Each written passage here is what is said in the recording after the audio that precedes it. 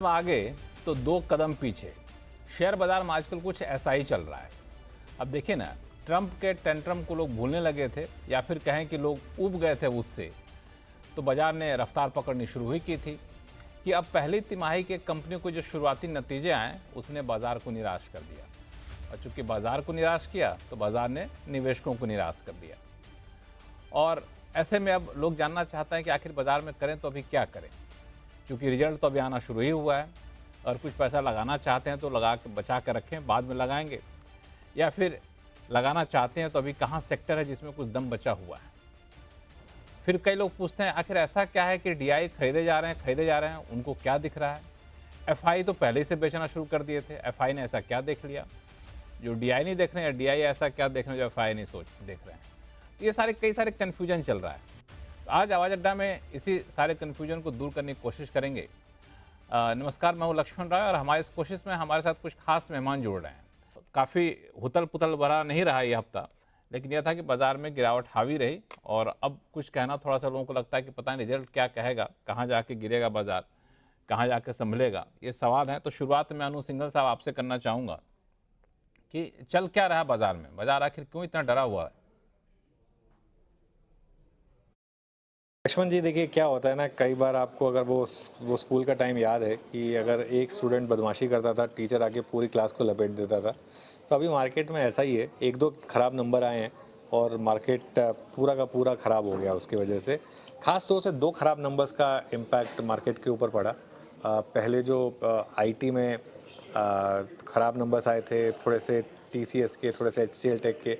उसके बाद जो एक्सेस के ख़राब नंबर्स आए ना, उसने पूरी तरीके से मार्केट का मूड माहौल ख़राब कर दिया। क्योंकि मार्केट में जो इससे पहले रैली बनी थी ना, वो एक होप रैली थी कि इस बार एटलीस्ट अर्निंग सीज़न अच्छा होगा। लेकिन अब तक जो नंबर्स आए ना, उनमें देखकर लग तो नहीं रहा कि नंबर्स बहुत अच्छे होंगे। बहुत कुछ डिपेंड करेगा वीकेंड पे आने वाले नंबर्स। आईसीआईसीआई बैंक और एचडीएफसी बैंक, ये किस तरीके के होते हैं, इनके ऊपर काफ़ी कुछ डिपेंड करेगा। लेकिन लक्ष्मण जी, एक चीज़ मान के चलिए, जो रैली थी ना, वो एक होप रैली थी। और होप रैली में हमेशा ये रिस्क होता है कि जिस होप पर आप उस रैली को प्ले कर रहे हैं, अगर वो डेटा पॉइंट में तब्दील ना हो तो एक गिरावट का रिस्क रहता है। इस समय मार्केट में वही गिरावट प्ले आउट हो रही है। और एक चीज़ नॉर्मली क्या होता है, जब भी गिरावट जियोपॉलिटिक्स की वजह से आती है, या गिरावट कभी किसी और एक्सटर्नल रीजन की वजह से आते हैं, या मान लीजिए कभी क्रूड बढ़ गया, उस वजह से आती है, तब वो एक बाइंग अपॉर्चुनिटी होती है। लेकिन जब गिरावट आपके खुद के डोमेस्टिक फैक्टर से आती है, तो थोड़ा सा एचएनआईज भी अपना हाथ पीछे खींच लेते हैं। तो ये थोड़ा सा मार्केट में इस समय एक कॉन्फिडेंस का भी अभाव है। 2 हफ्ते पहले हम बहुत शानदार मार्केट में थे, लेकिन पिछले 2 हफ्ते में डेफिनेटली मार्केट ने एक सेंस किया है, जब से वो पहली जुलाई आई है। देखिए, 30 जून तक मार्केट एकदम सही था। मार्केट ने जो अपना रीसेंट स्विंग हाई था, वो 30 जून को लगाया। 1 जुलाई से ऑटो सेल्स के आंकड़े आने शुरू हुए, तब से मार्केट खराब हुआ। और उसके बाद से क्वार्टरली अपडेट्स और अर्निंग सीजन, अब तक अच्छी खबर नहीं मिली है मार्केट को। हो सकता है मंडे को अच्छी खबर मिल जाए, मार्केट भाग जाए, ये होप होगी। मिहिर वोरा साहब। दोस्तों, जैसे कि मैं आपको हमेशा बताता रहता हूँ स्कैल्पिंग के बारे में, कितनी बार ही स्कैल्पिंग करते टाइम ऐसा हुआ है कि चार्ट देख रहे हो, सडनली मिहिर वोरा साहब, जो होप था, जो होप पे बाजार चलना शुरू किया था, होप थोड़ा सा वहाँ पे झटका लगा और लोग निराश हो गए। तो अब ये होप फिर से बनने की कोई गुंजाइश दिख रही है कि नहीं? ये अर्निंग सीजन की शुरुआत जो है वो बड़ी खराब हुई है, तो ये रहेगा पूरा सीजन भर। अ, देखिए, अर्निंग सीजन की शुरुआत मिक्स्ड बैग से हुई है, मैं कहूँगा, क्योंकि आईटी कंपनीज के जो रिजल्ट आए वो तो डिसअपॉइंटिंग थे, लेकिन मुझे नहीं लगता है ये बहुत ज़्यादा अनएक्सपेक्टेड था। अगर कोई एक्सपेक्ट कर रहा था कि जो लार्ज कैप आईटी कंपनीज हैं उसके रिजल्ट बहुत अच्छे आएँगे, तो वो गलती थी, बिकॉज़ कंपनीज का जो ट्रैक्शन दिख रही थी उसमें लग रहा था कि रिजल्ट्स ऐसे अच्छे नहीं आएँगे।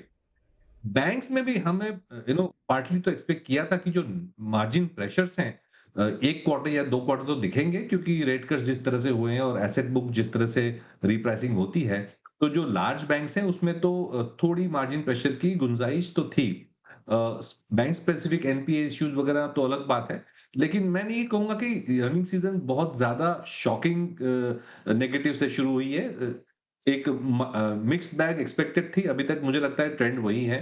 और ये भी हमें देखना है कि अभी तो शुरुआत हुई है, क्योंकि बहुत सारी कंपनीज अपना रिजल्ट डिक्लेयर करेंगी, तो मुझे लगता है कि there can be positive surprises also, खास करके जो mid cap and small cap companies हैं, जहाँ पे गवर्नमेंट स्पेंडिंग लिंक्ड है, जहाँ पे जो मार्जिन प्रेशर लास्ट ईयर दिखे थे वहां नहीं दिखे, उसमें पॉजिटिव सरप्राइजेस भी आ सकते हैं।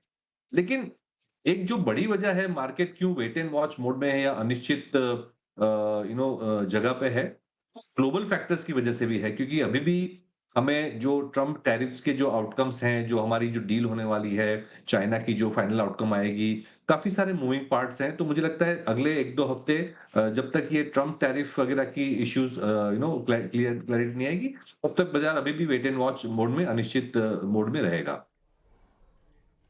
मतलब अर्निंग सीजन आपका कहना है कि वो मिक्स हो सकता है, अभी शुरुआत अच्छे रुझान नहीं आए हों, लेकिन आगे चलकर हो सकता है कुछ आपको सरप्राइज यहाँ पर देखने को मिले।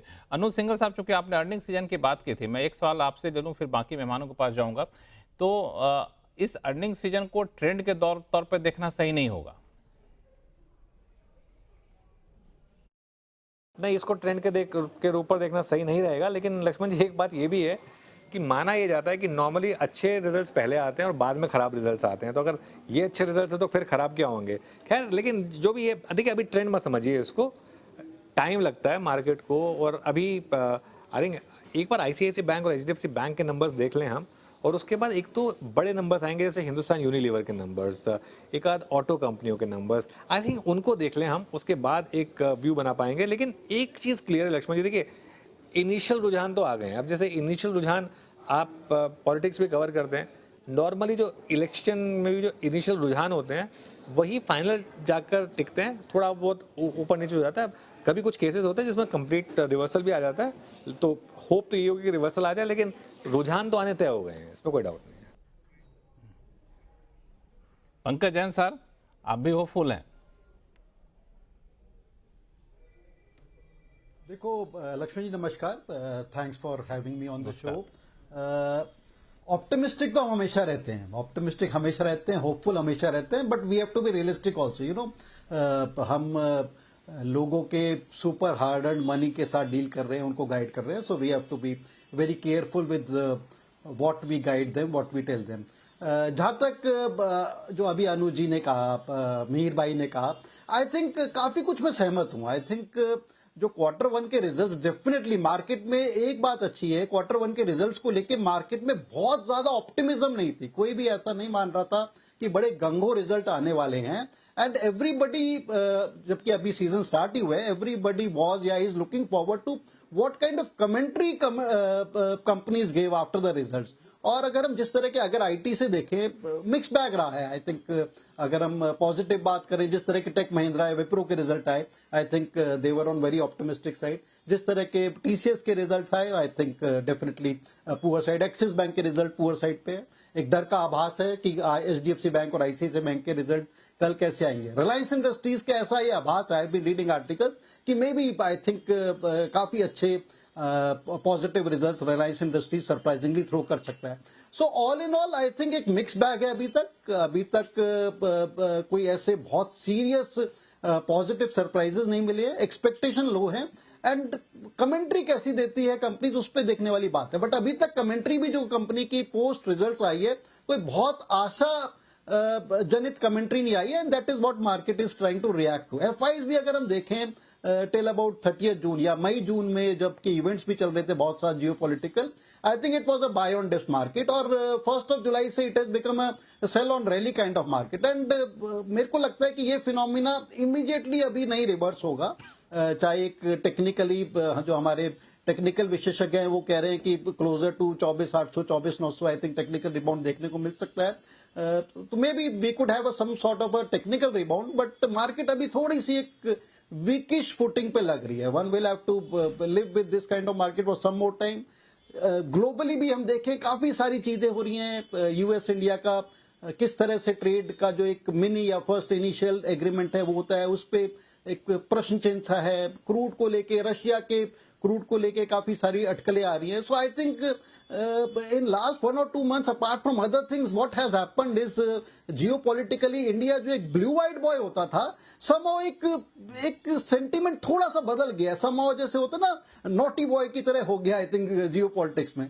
सो काफी सारे समीकरण है, मेरे को लगता है कि थोड़ा सा कॉशियस रहना चाहिए अभी थोड़े देर मार्केट्स में।